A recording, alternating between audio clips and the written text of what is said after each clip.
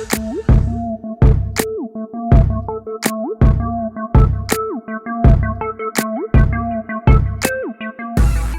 up, YouTube? It's your girl DeeDee. Welcome back to the channel. So I'm back with another video for you guys. Now this is an old clip from Kevin Samuels.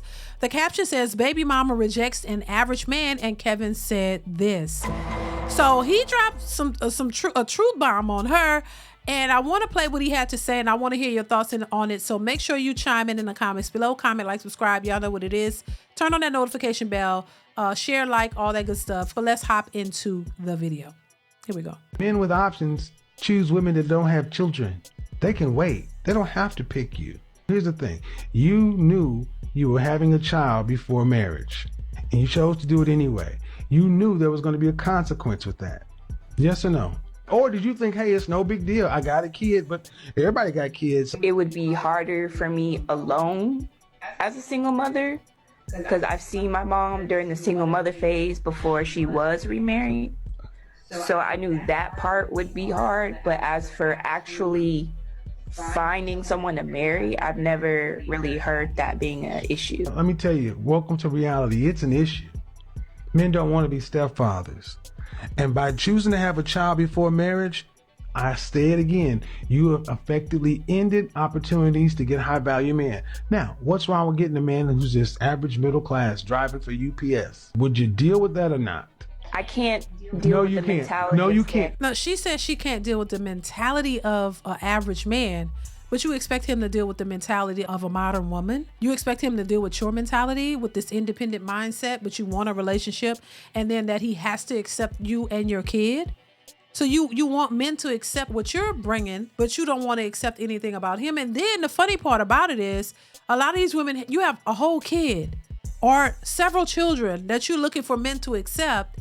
And then these high value men that you're looking for, or above average men that you're looking for, you want them to accept you and your kids, when we all know now what Kevin Samuels was saying was correct, that most men don't of any status don't want to accept women and their kids for the most part, because they don't want to take on that responsibility, and they don't have to. But y'all are trying to, a lot of women want to force that. But you mean what? You can't deal with the mentality of an average man. What is his mentality? Him going to work and being responsible?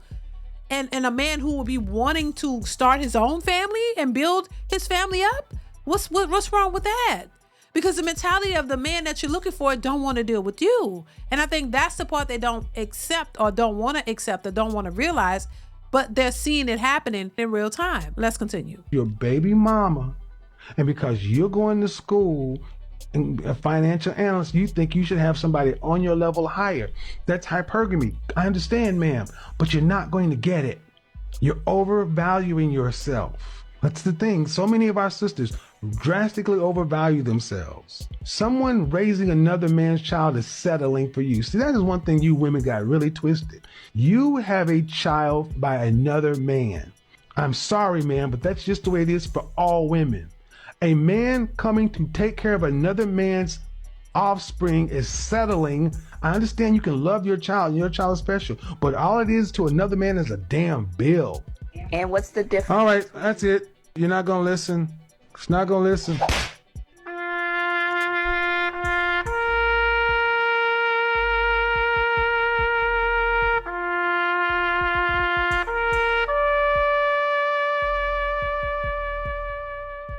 Listen, no lies detected. And we see this happening more than ever. It's just what it is. And a lot of women are in denial because they don't want to accept it. And I get it. You don't want to accept that that's the case because you've never heard it before. Like she said, nobody's ever told you that, because all women, you've listened to the sisterhood, bonnet crew,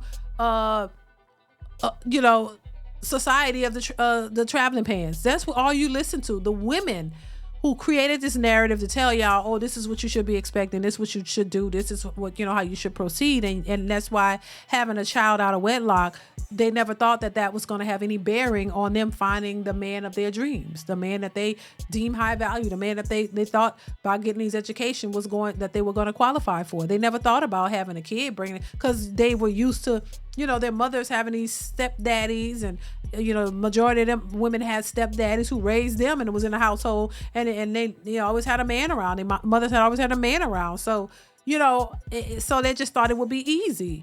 But it's not easy, and they're having a hard time believing that is the case. They don't believe it. They're in denial. Their brain can't comprehend the fact that this is what men, how men are moving, and that men don't want to take on your responsibility, that they look at that differently the way you do from the way most women do. And so, Kevin was right about this, and it's unfortunate that he's not here to continue his message, but the message has been heard loud and clear. And men are definitely responding accordingly. A lot of men are not even trying to. Most men, and especially men who don't have any kids, don't want a woman with kids. They just don't.